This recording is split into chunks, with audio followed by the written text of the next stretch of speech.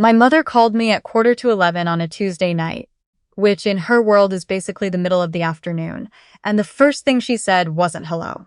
Your sister's engagement party is Saturday. Don't make it weird. I was sitting at the kitchen table in my scrubs, eating leftover butter chicken straight from the container, 12 hours into a shift that had ended 40 minutes ago. I set the fork down. What does that mean? It means what it means. Lawrence's family is very accomplished. His father runs the largest cardiology practice in the city. Don't talk about work, don't tell that story about the camping trip, and for the love of God, wear something that isn't from a uniform. I'm a nurse practitioner, Mum. I wear scrubs because I work in an emergency department. I know what you are, she said, and the way she said it landed like a door closing on a room I wasn't supposed to be in anyway. I just want one evening where we look like a normal family. I told her I understood. She hung up without saying goodbye. I sat there for a moment staring at the butter chicken, then I put it in the fridge and went to bed, because I had another shift at 6 in the morning, and the things I wanted to say would have kept me up all night if I let them. I want to be fair about my family because I think the unfair version is too easy and too clean.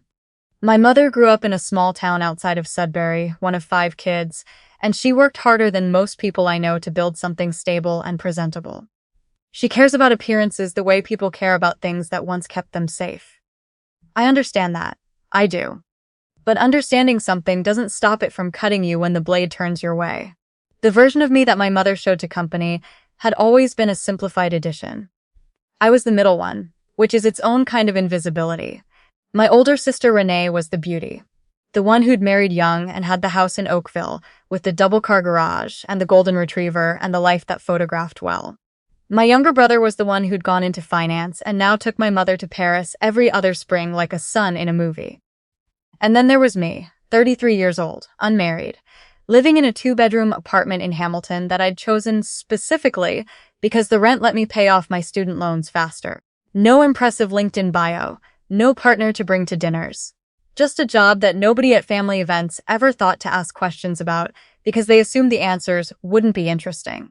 The party was at a venue in North York, one of those renovated industrial spaces that someone had spent a lot of money making look effortlessly casual.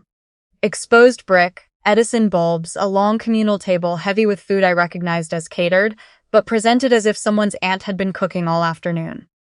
My sister looked stunning and genuinely happy in a way I hadn't seen from her in years, and I held that thought carefully because it was real, and I didn't want anything about that evening to take it from me.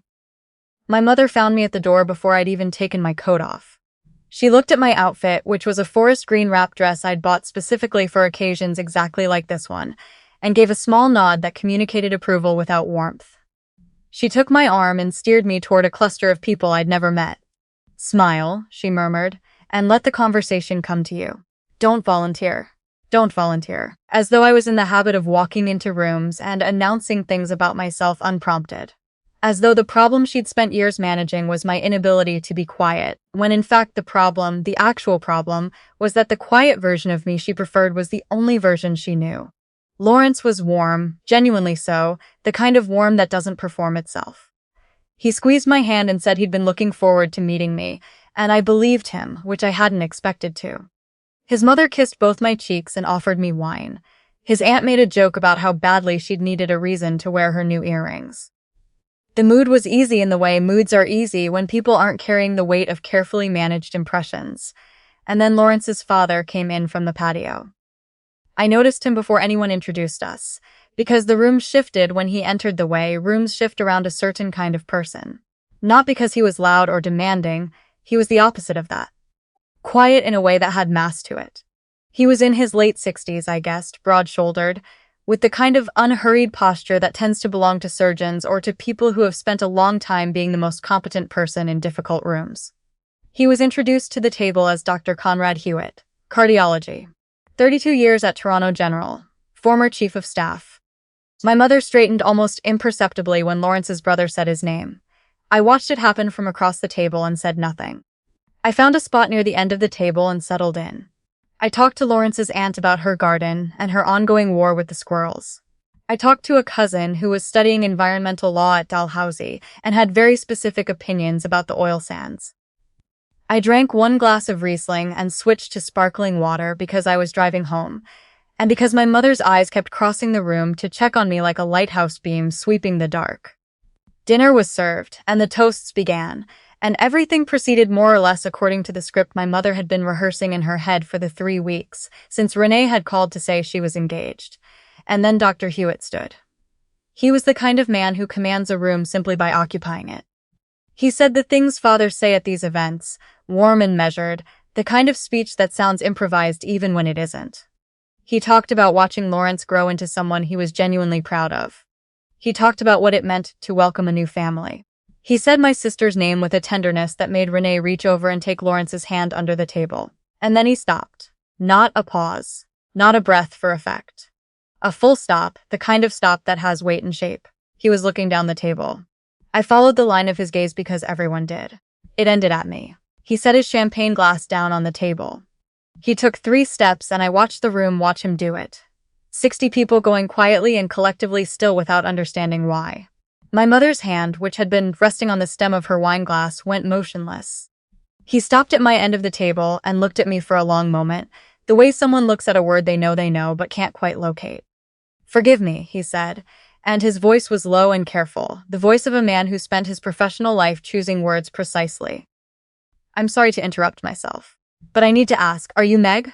My full name is Margaret, which nobody uses. My name is Meg." And hearing it in that room, at that table, spoken by this man I had never met, produced a feeling I can only describe as the ground shifting under a building. Not collapsing, just moving. "Yes," I said. "I'm Meg." He studied me for another moment. "You work at Hamilton Health Sciences, emergency." It wasn't a question. "I do," I said. Around me, I could feel the room recalibrating. I could feel my mother's attention, which had been the background radiation of the entire evening, suddenly sharpen into something acute and confused. Dr. Hewitt pulled out the chair beside me and sat down, not to tower over me, to be level with me. I registered that, the deliberateness of it. "February," he said. 14 months ago. You were working a night shift when a 61-year-old man came in by ambulance from the 403. Cardiac event. His wife was in the car behind the ambulance and she arrived at the department 8 minutes after he did." He paused. "She was hysterical," he said, with no judgment in the word, just accuracy. "She couldn't tell anyone what medications he was on, couldn't remember the name of his GP, couldn't do anything except stand in the hallway while people worked on her husband. You sat with her for 22 minutes.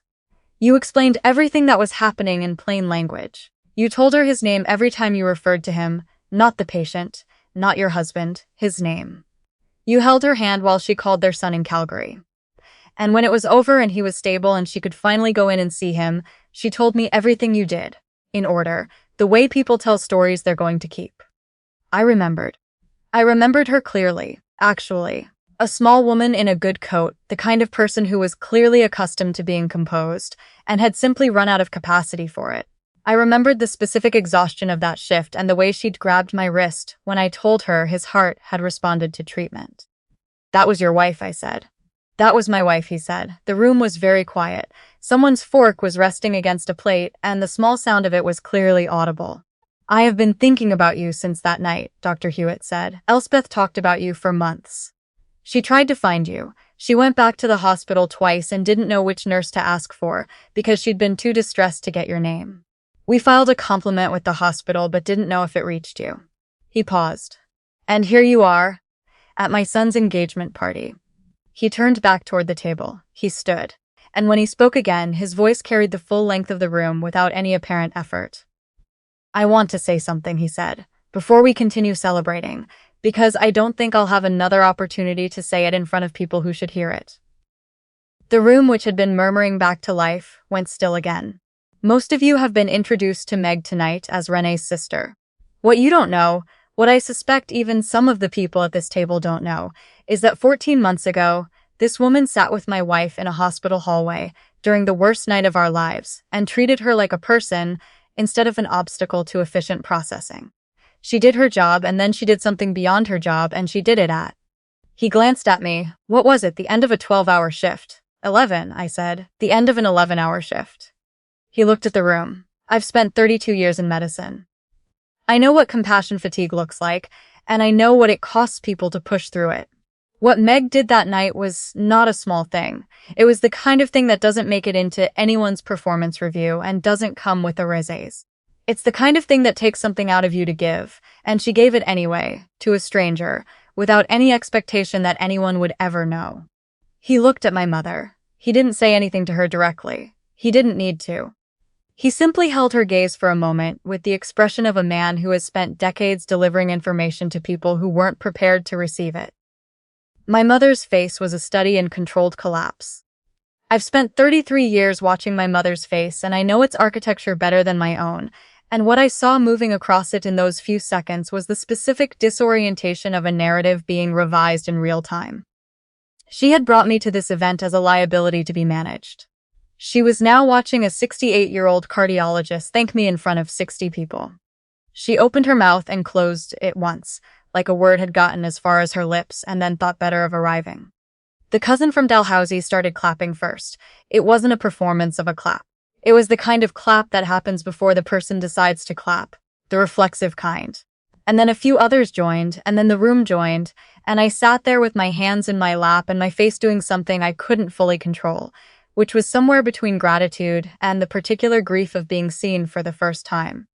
In a room full of people who had looked past you all evening. Dr. Hewitt sat back down beside me. The toasts resumed. The room found its breath again. But the air had changed in the way that air changes after something real happens in it. A pressure shift that everyone feels and nobody quite names. Lawrence's mother came and found me later, while people were moving around with dessert plates, and the ambient noise had risen back to something comfortable. She took both my hands in hers and said, "I didn't know. I'm sorry I didn't ask." And I told her what I always tell people when they say that, which is that there's nothing to be sorry for, because I'd never found a way to make the asking easy. What I didn't say but thought. There's also the part where nobody in my family had ever made room for a version of me that might have something worth asking about. My sister found me near the windows an hour later. Renee and I have the kind of relationship that functions on parallel tracks. We love each other in the particular way of people who grew up together, but have never quite understood each other's choices. She looked at me for a long moment with the expression of someone trying to reconcile two photographs they thought were of different people. "I didn't know," she said, "about the hospital, about any of that." "I know," I said. "Why didn't you ever tell me?" I thought about it. The honest answer is complicated, and the complicated version of it would have required a conversation we'd never quite gotten around to having, about how the stories that shape a family's understanding of you tend to calcify early and resist revision, about how it stops feeling worth it after a while to offer corrections to a narrative that's already been filed and closed. I'd stopped bringing my work home to family dinners years ago, because nobody ever asked the questions that would have made the answers meaningful. They asked if I was seeing anyone. They asked if I was still in that apartment. They asked whether I'd considered going back for my nurse practitioner specialization, as though I hadn't completed it 3 years prior and mentioned it at least twice. There wasn't really space for it, I said finally, which is the shortened version of all of that. Renee nodded slowly. She looked like she was doing math in her head. Then she said, "I'm proud of you," in this careful, slightly formal way that told me she meant it but wasn't sure of the terrain. "Thank you," I said. "I'm happy for you. I mean that." She squeezed my arm. She went back to Lawrence. I stood at the window for a moment looking out at the parking lot and the overpass beyond it, and I let myself feel the specific lightness of having been found out in the best possible sense. My mother intercepted me at the coat check. Her composure was back in place, but thinned out, the way ice looks when it's still holding but you wouldn't trust it with any weight. She had her clutch in both hands in front of her, which is a posture she adopts when she's uncomfortable, but unwilling to show it. "You could have told me," she said. "If I'd known." "Known what, Mum?" She gestured vaguely, which in her vocabulary means a great many things she's not prepared to articulate. "About the Hewitts, about the connection. I would have handled things differently." I looked at her for a moment. I wasn't angry. I want to say that clearly because what I was feeling wasn't anger, or at least it wasn't mostly that. It was something older and more complicated. The feeling of a question being answered that you've been carrying around for so long you'd almost stopped noticing the weight. "I know you would have," I said. And there it was, really. The whole of it in 4 words. She would have handled things differently if she'd known that my work had value she could display.